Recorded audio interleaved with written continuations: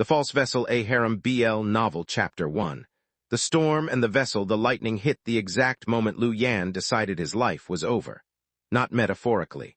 He had been standing on the roof of his apartment building at 2 in the morning, phone held above his head, trying to catch one bar of signal so he could tell his landlord he did not, in fact, have 3 months of rent lying around, when the sky split open with a violent crack and swallowed him whole. There was no pain. There was only a sensation like being poured from one glass into another, and then cold stone under his knees, and the smell of incense so thick it coated the back of his throat. Lu Yan opened his eyes to 40 people prostrated on the floor around him. "The vessel," someone whispered, and the whisper spread through the hall like fire through dry grass. "The vessel has returned." Lu Yan looked down at himself. He was still wearing his ratty gray hoodie and the sweatpants with the hole in the knee. His phone, now spectacularly useless, was still clutched in his hand, its screen a spiderweb of cracked glass. In his other hand, without his noticing when he'd grabbed it, was the jade pendant his grandmother had given him before she died. He hadn't taken it off in 6 years. The hall he stood in was carved from black stone and lit by 100 floating lanterns that had no visible flame, only a soft ember-colored glow. Banners hung from the ceiling, embroidered with a symbol he didn't recognize, a flame curling around an empty circle. At the far end of the room, a massive stone door stood open, revealing a sky outside that was the wrong color entirely, streaked with slow-moving rivers of violet light. This was, Lu Yan understood with the calm horror of a man watching a car crash in slow motion, not his roof. A young man near the front of the crowd lifted his head first. He had sharp, striking features and eyes that were wet with something that looked disturbingly like joy. He couldn't have been older than Lu Yan himself. 200 years, the young man breathed. 200 years we have waited, and you came exactly as the first flame wrote it. The storm, the broken mirror. His gaze flicked to Lu Yan's shattered phone screen. The sacred seal. His eyes landed on the jade pendant. "It is you, it has always been you." "I think," Lu Yan said carefully, "there's been a mistake." The young man's face lit up like Lu Yan had just performed a miracle simply by speaking. "Even his voice carries humility," he said to the room, as though this confirmed everything. "Exactly as it was written." Lu Yan opened his mouth to explain, clearly and calmly, that he was a 24-year-old philosophy dropout who owed his landlord $400 and had never performed a miracle in his life, unless you counted surviving off instant noodles for a month. But before he could get a single word out, a second man stepped through the crowd, and the temperature of the room seemed to drop several degrees. This one did not kneel. He was tall, dressed in dark gray robes with none of the ceremonial gold thread the others wore, and he studied Lu Yan the way a merchant studies a coin he suspects is counterfeit, turning it over, looking for the seam. 200 years is a long time to wait for someone in torn trousers, the man said. His voice was flat, unimpressed, and cut cleanly through the reverent murmuring like a blade through silk. "Forgive me if I withhold my prostration until we've confirmed the ceiling didn't simply drop a beggar on our doorstep." The room went rigid with scandalized silence. The devout young man, Lu Yan would later learn his name was Yun Zhao, rounded on the newcomer with an expression of pure betrayal. "Jiang Han, you would question the prophecy itself." "I would question everything," Jiang Han said, "which is precisely why the order pays me to think and pays you to pray." Before Yun Zhao could respond, a third voice rang out from somewhere above them, cheerful and entirely too delighted given the circumstances. "Oh, I like him already." Lu Yan looked up. A figure was crouched on one of the ceiling beams, 20 feet up, balanced with the casual ease of someone sitting on a park bench. He dropped without warning, landed silently in a crouch beside Lu Yan, and popped back up to his full height with a grin that showed too many teeth to be entirely reassuring. A curved blade hung at his hip, and there was something in the loose, coiled way he moved that made Lu Yan's instincts scream dangerous even through the fog of pure disbelief. "Mo Zai," the man introduced himself uninvited, "Chief Blade of the Hollow Flame Order. And you," he leaned in close enough that Lu Yan could count his eyelashes, "are either the most important person in this room or the most interesting corpse we've had in years. Either way, I'm going to enjoy finding out." "That," Jiang Han said dryly, "is not comforting to anyone." "I wasn't trying to comfort anyone." Yun Zhao stepped between them and Lu Yan as though shielding something precious. "Enough, can you not see he is disoriented? The vessel has crossed realms to reach us. Have some reverence." Lu Yan, still processing the words Chief Blade and corpse in the same sentence, found his voice at last. I really do think there's been a mistake, he said, louder this time. I'm not a vessel for anything. I don't even know what a hollow flame is. 20 minutes ago, I was trying to get phone signal on my roof. Silence. Then Yun Zhao's eyes welled up again, shining with something between awe and adoration. He speaks in riddles even now. Phone signal. Roof. Sacred words from beyond the veil. He turned to the assembly, voice rising with conviction. Do you not see? The vessel does not yet remember his own divinity. It will return to him. It always does. Lu Yan opened his mouth to say that no, those were not sacred words. Those were words about a cell phone plan, and then closed it again, because he realized, with the particular exhaustion of someone who has just watched an argument get away from him entirely, that nothing he said in this moment was going to be believed as anything other than prophecy. Jiang Han was still watching him, arms folded, expression unreadable. We'll see, he said quietly, in a tone that promised Lu Yan this was far from settled. Mozai slung an arm around Lu Yan's shoulders like they were old friends. Come on then, your divine confusion. Let's get you somewhere that isn't a floor full of people crying. And that was how Lu Yan, broke, terrified, several dimensions from home, became the reluctant, unwilling, deeply unqualified prophesied leader of a cult that had been waiting 200 years for him to arrive. Chapter 2, Divine Etiquette 100, and the room they gave him had silk sheets softer than anything Lu Yan had ever slept on. A private garden visible through a paper-screened window, and no locks on the door from the inside. Because, as Yun Zhao explained with painful sincerity, the vessel had no need to lock anything out.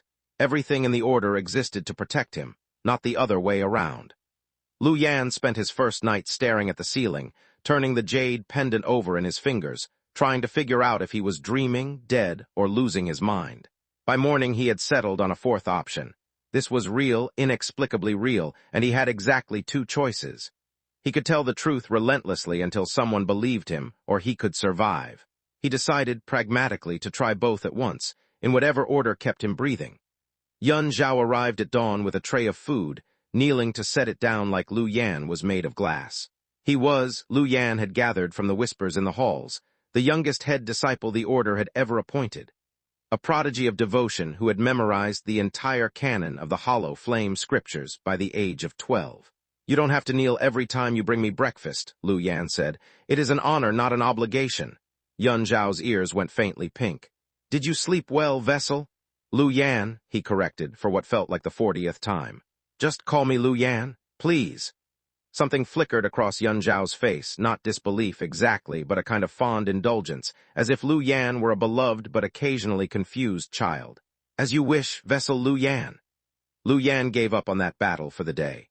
Breakfast was interrupted by Jiang Han, who did not knock, walking in with a scroll under one arm and the expression of a man who had already decided this conversation would be unpleasant and intended to get it over with quickly. Questions, Jiang Han said, sitting without being invited. If you are truly the vessel, you'll answer them without difficulty. If you are not, you'll trip over your own lies within the hour, and I will have you escorted from these halls before the Grand Elder decides you're worth executing instead. Jiang Han, Yun Zhao said sharply. It's fine, Lu Yan said, surprising himself. If nothing else, an interrogation was at least honest. Ask. Jiang Han's eyes narrowed slightly, as though he hadn't expected agreement. He unrolled the scroll, a dense, looping script Lu Yan couldn't read a word of, and began asking questions Lu Yan had no framework to answer. What was the true name of the first flame? What rights governed the turning of the second moon? What the vessel's sacred duty had been in the age before the sundering? Lu Yan answered every single one with the truth. I don't know. By the 20th, I don't know. Jiang Han set the scroll down with visible frustration, though not Lu Yan noticed, the frustration of a man whose theory had been confirmed. It was closer to confusion. You should know these things, Jiang Han said. Every account of the vessel's past incarnations describes instant, total recall the moment they crossed into this realm. Maybe I'm defective, Lu Yan offered. Do not joke about the vessel's sanctity, Yun Zhao said, scandalized. I'm not joking, I'm being honest, which is apparently a crime around here. Jiang Han studied him for a long moment, really studied him, the way he had in the hall the night before, like he was trying to find the seam in the counterfeit coin, and kept failing to locate it. You don't act like a fraud, he admitted finally, grudging. Frauds perform, you are doing the opposite of performing. Thank you, I think. It isn't a compliment. It's a data point. Jiang Han rolled the scroll back up with brisk, efficient movements. I'll need more time to determine what you are. Great, Lu Yan muttered. Something to look forward to? The door burst open before Jiang Han could respond, and Mo Zai sauntered in carrying 2 live chickens by their feet, upside down, both squawking in furious protest. I brought gifts, he announced. Why are there chickens? Lu Yan said. You look like a man who needed cheering up, and nothing cheers a man up like chickens. Mo Zai deposited both birds on the floor, where they immediately fled in opposite directions, one of them knocking over the breakfast tray. Also, I lost a bet with the kitchen staff and needed to get rid of the evidence before they noticed.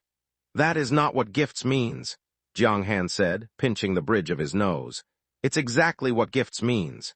You've just never had fun in your life, strategist. I have had fun.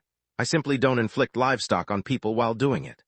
Lu Yan watched the 2 of them bicker with the dazed sensation of a man watching a play he hadn't bought tickets to, while Yun Zhao chased down the second chicken with the same fierce devotion he'd shown kneeling on the temple floor, and thought, absurdly, that if he was going to be trapped in a strange world pretending to be a god, at least the company was interesting. It was a small comfort. It would have to do. Chapter 3. The skeptic's interrogation. Over the following weeks, Lu Yan learned the shape of the hollow flame, or the way a man learns the layout of a house by walking into its furniture in the dark. The order occupied a mountain sanctuary carved over centuries into black stone, home to nearly 300 disciples, acolytes, and elders who had, according to Yun Zhao, spent 2 centuries protecting the prophecy of the vessel's return from a rival faction called the Iron Temple, an imperial-sanctioned institution that hunted independent religious orders under the banner of rooting out heresy, and which had, if the whispered stories were true, burned 4 other sects to the ground in the last decade alone.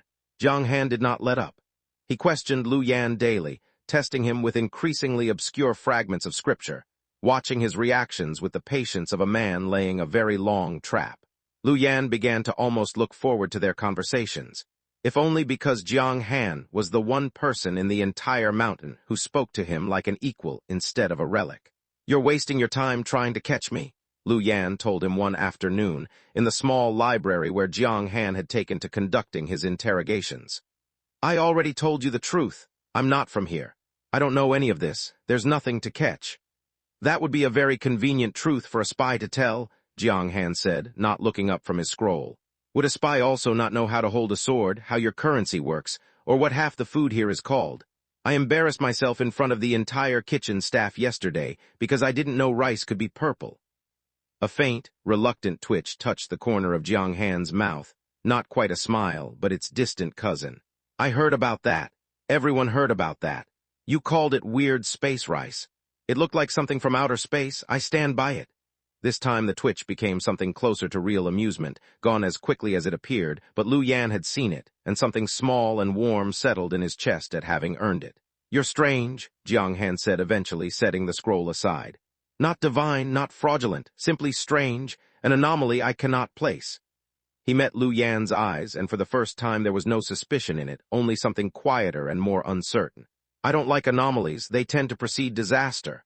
Sorry to disappoint, Lu Yan said. I'm just a guy. That, Jiang Han said, may be the most dangerous thing you've told me yet.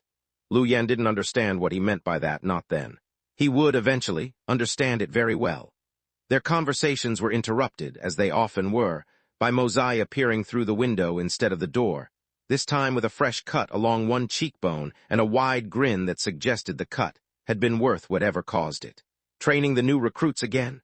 Jiang Han asked without looking up, in the tone of a man long resigned to Mo Zai's entrances. Someone has to make sure they can actually fight if the Iron Temple shows up. Mo Zai dropped into the chair beside Lu Yan, close enough that their shoulders brushed, and Lu Yan noted, not for the first time, that Mo Zai had absolutely no concept of personal space, or simply didn't believe in it.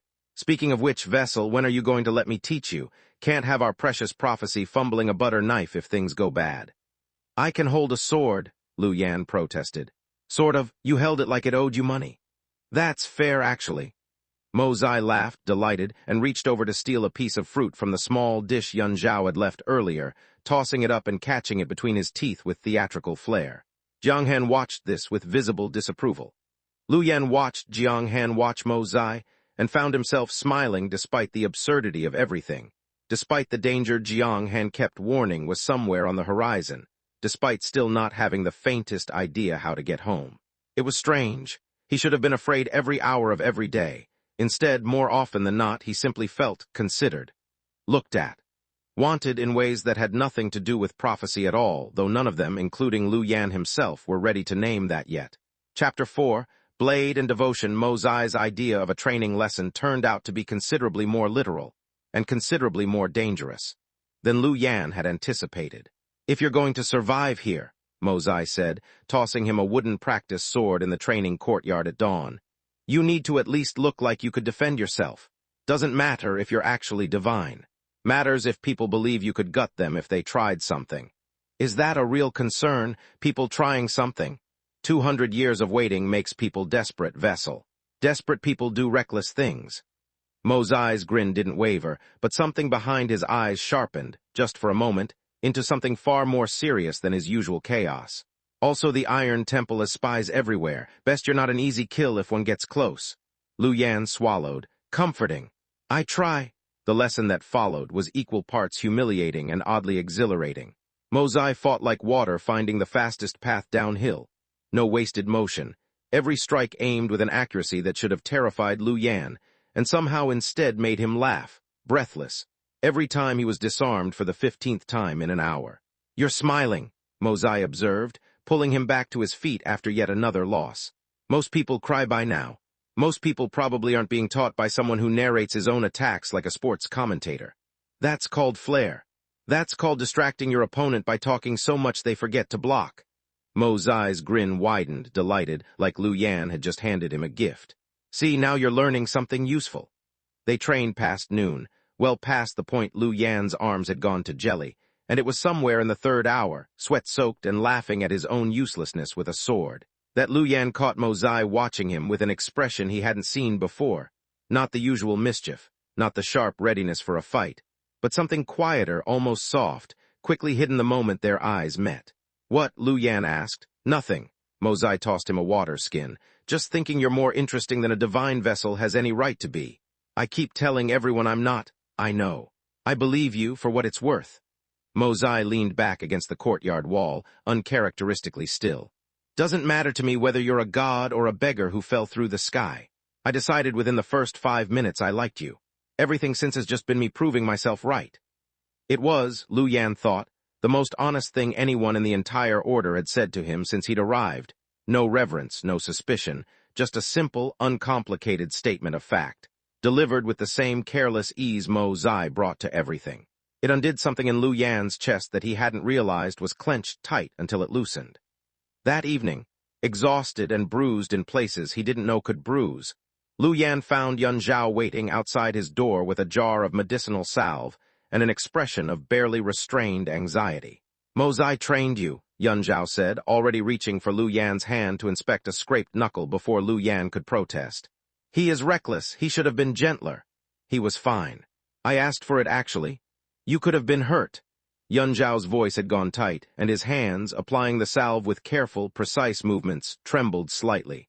"The vessel returning to us after 200 years only to be injured on the training grounds? I couldn't." He stopped himself, visibly reining the words in.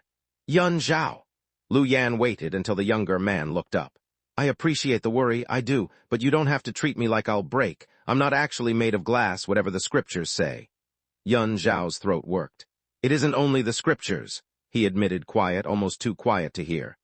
"I worry because—" He cut himself off again, cheeks coloring, and busied himself capping the jar of salve with more focus than the task required. "Because," Lu Yan prompted gently. "It does not matter," Yun Zhao said, standing quickly, though he didn't quite meet Lu Yan's eyes.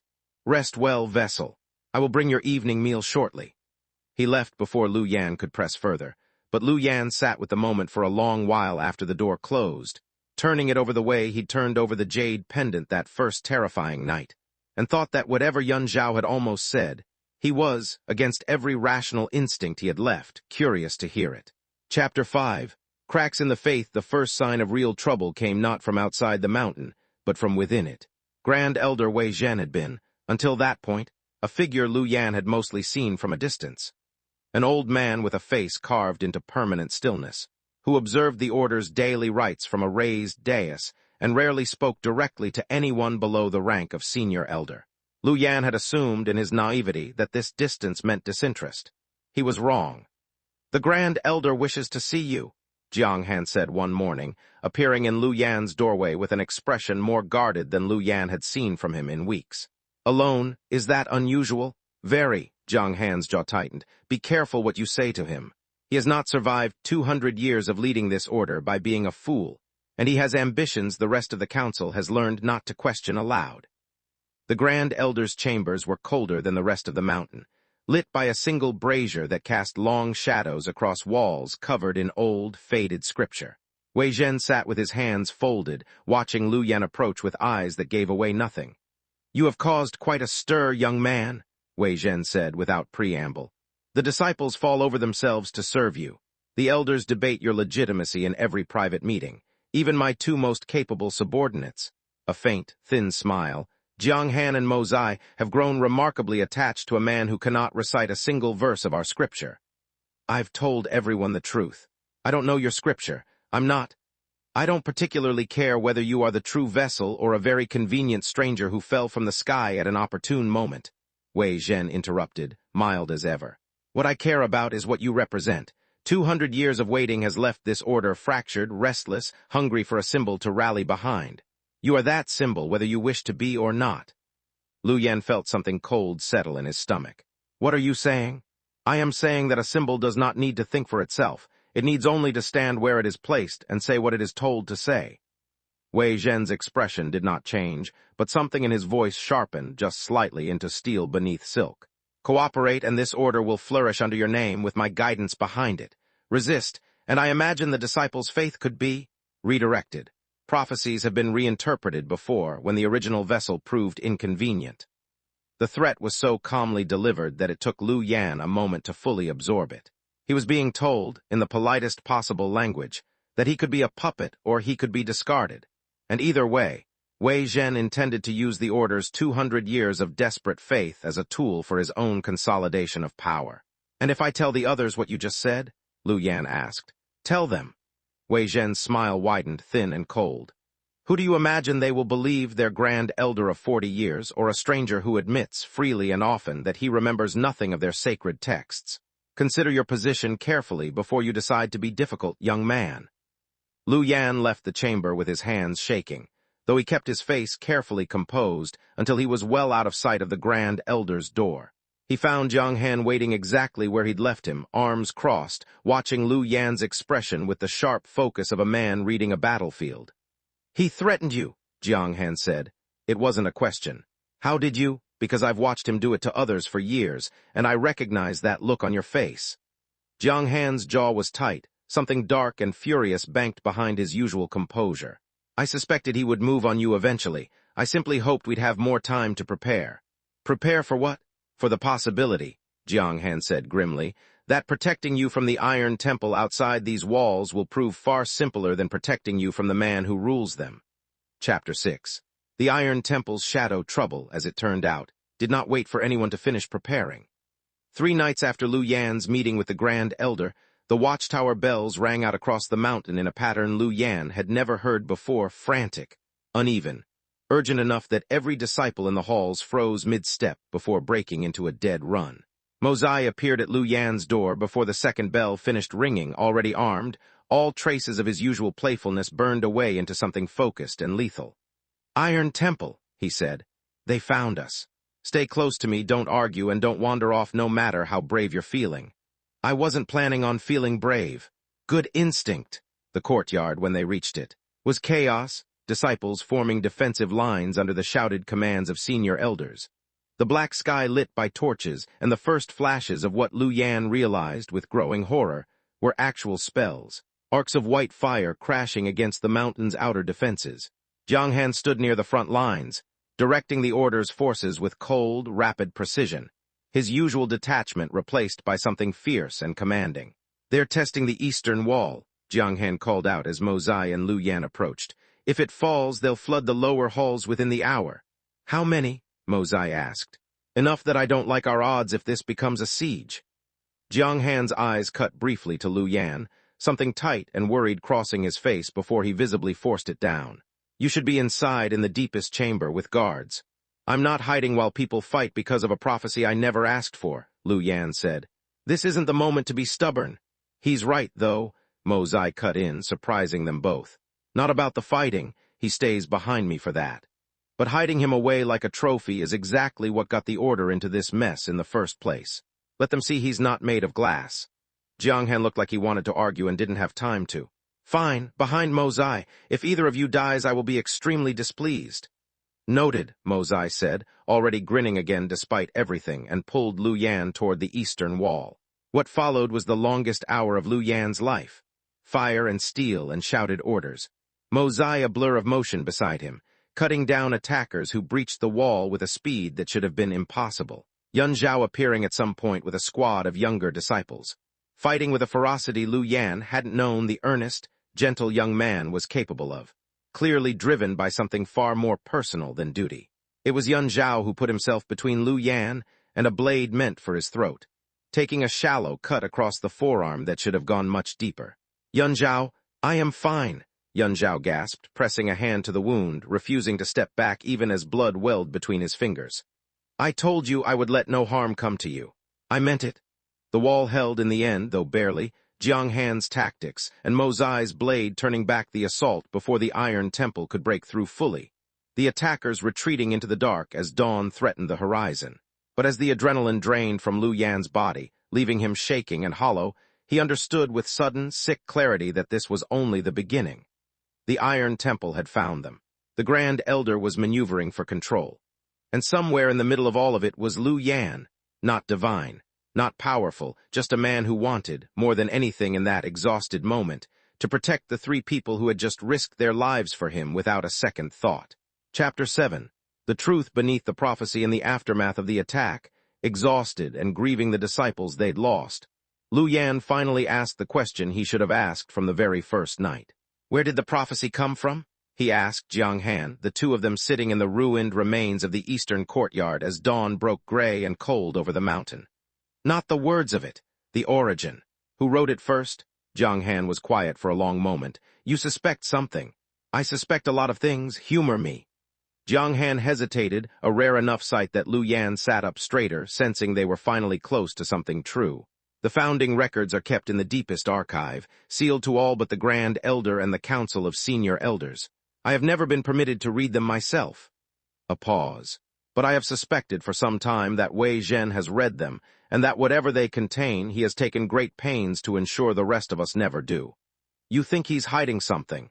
I think, Jiang Han said carefully, that a 200-year-old prophecy which happens to demand absolute obedience from its followers, and which has conveniently kept the Grand Elder's family in power for 6 consecutive generations, deserves rather more scrutiny than blind faith allows. They found the archive that night, with Mo Zai's considerable talent for getting through locked doors and Yun Zhao standing watch outside, torn, visibly, between his devotion to the Order's traditions and his devotion to Lu Yan, and choosing in the end. The latter, the truth, when they found it, was worse than Lu Yan expected, and somehow also easier to bear. The founding scroll, brittle with age, told a story with none of the divine grandeur of the version passed down through 2 centuries of retelling. The first Grand Elder of the Hollow Flame Order had not received a genuine prophecy from any god. He had, according to his own private journal appended to the scroll, invented the vessel prophecy from whole cloth, a unifying myth to bind together a fractured collection of refugee mystics into a single, obedient order, with a convenient promise that a savior would one day arrive to justify whatever the current leadership decided was necessary. 200 years. Jiang Han said quietly, reading over Lu Yan's shoulder, built on a lie one desperate man told to survive.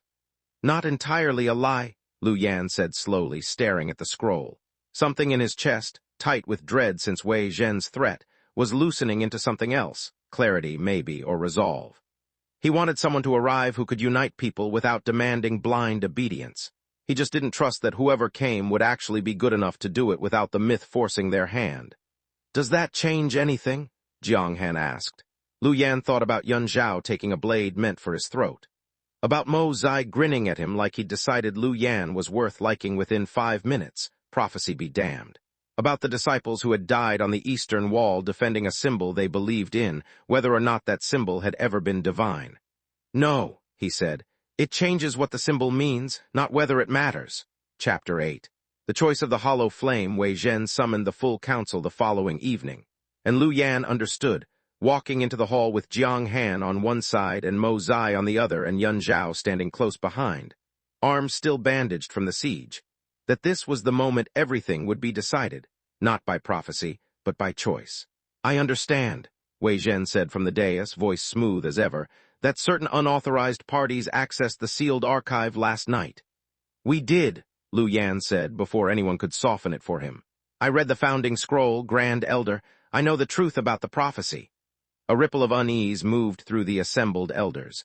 Wei Zhen's composed expression flickered just once before smoothing back into place. Careless words spoken in a moment of exhaustion could be dangerous, young man, Wei Zhen said, an edge of warning beneath the mildness now. I would think carefully before repeating such claims where they might be misunderstood. I'm not going to hide it, Lu Yan said, and felt Mo Zai's shoulder press against his, steady and grounding, felt Yun Zhao's hand find his own and grip it tight, felt Jiang Han step half a pace forward beside him, a wall of quiet, furious support. The vessel prophecy was written by a frightened man 200 years ago to hold a broken order together. I'm not a god, I never was. But I've watched people in this order die defending a belief that gave their lives meaning, and I'm not going to let you use that belief to make yourself a tyrant while calling it faith. You have no authority to make such declarations, Wei Zhen snapped, the mask finally slipping into something colder. He has more authority than you do, Jiang Han said, voice ringing clear across the hall. Because he told the truth the moment he arrived, even when it cost him nothing to lie, and you have hidden the truth for 40 years because it profited you to do so. I know which of you I trust to lead this order. As do I, Yun Zhao said, quiet but unshaking, and something in his voice, grief for the faith he'd lost, replaced by something he'd chosen instead, made the whole hall fall silent. Council votes on leadership, old man, Mo Zai added, grinning with sharp, dangerous edges. Not decrees from a dais, and after last night I don't think you'll find as many votes in your favor as you're used to. The vote that followed was neither swift nor bloodless. Wei Zhen had built loyalty over 4 decades that did not crumble in a single evening, but it was decisive. When the count was finished, the order that had spent 200 years waiting for a divine vessel chose, instead, a man who had never claimed to be one, precisely because he had never claimed to be one. Wei Zhen was stripped of his title before the night was through. The council's ancient charter, one that predated even his corrupted version of the prophecy, invoked to place the order's leadership in new hands until a proper successor could be chosen through the disciples' own vote, not blind inheritance of an old man's myth. Chapter 9, what the vessel chose in the weeks that followed, Lu Yan did not become the order's new Grand Elder. He refused the title outright, insisting the order needed a leader chosen by its own people, not a fallen-from-the-sky stranger propped up by a myth he'd personally dismantled. Instead, a council of disciples, elders, and, at Lu Yan's insistence, younger voices who had never had a say before, began the slow work of rebuilding the order into something that no longer required a god to hold it together. But Lu Yan stayed. He told himself at first that it was because he still had no way home, no method to reverse whatever storm had thrown him across worlds. That reason held for exactly as long as it took him to admit, late one night on the garden terrace outside his room, that it was not the only reason, and possibly not even the true one. Yun Zhao found him there first, moving to sit beside him with the same careful, reverent distance he always kept. Though the reverence, Lu Yan had noticed over the past weeks, had softened into something warmer, something that looked less like worship and more like simple devotion between two people who had chosen each other. You could have left the order to rebuild without you, Yun Zhao said quietly. You have no obligation to stay. I know. Then why do you? Lu Yan considered the question honestly, the way he'd tried to answer every question since falling through that storm. Because somewhere between the chickens and the interrogations and getting stabbed at by strangers with swords, I stopped feeling like I was trapped here, he admitted. I started feeling like I had people worth staying for. Yun Zhao's breath caught, and before either of them fully decided to close the distance, his hand found Lu Yan's, fingers lacing together with a certainty that had nothing left of blind faith in it and everything of a choice freely made. Jiang Han arrived not long after, scroll in hand as always, though he set it aside the moment he took in the two of them sitting close together in the moonlight, something unguarded crossing his usually composed face. I came to discuss the council's restructuring, he said, But it appears I've interrupted something. You could join instead of interrupting, Lu Yan said, and meant it, watching something in Jiang Han's careful control finally loosen as he crossed the terrace and sat on Lu Yan's other side. I spent weeks convinced you were a threat to this order, Jiang Han admitted quietly. I have rarely been so relieved to be wrong about anything. You weren't entirely wrong, Lu Yan pointed out. I did dismantle 200 years of tradition and get your grand elder overthrown. I said I was relieved you weren't a threat, Jiang Han said, the corner of his mouth curving into that rare, private smile Lu Yan had come to treasure. I never said you weren't dangerous. Mo Zai dropped from the roof a moment later, as he always did, landing in a crouch before flopping down dramatically across all three of their laps at once, ignoring their combined protests with cheerful indifference. If we're having the feelings conversation without me, I'm deeply offended, he announced. I decided I liked him first, remember, priority claim. There is no priority claim on a person, Mo Zai, Jiang Han said, exasperated. There absolutely is. I called it the first night. Ask anyone. Lu Yan laughed, really laughed, for the first time in longer than he could remember, surrounded by three people who had each, in their own impossible way, chosen him not because a 200-year-old lie told them to, but because of who he actually was underneath it. The storm that had ripped him from his old life had left him with nothing but a cracked phone and a jade pendant.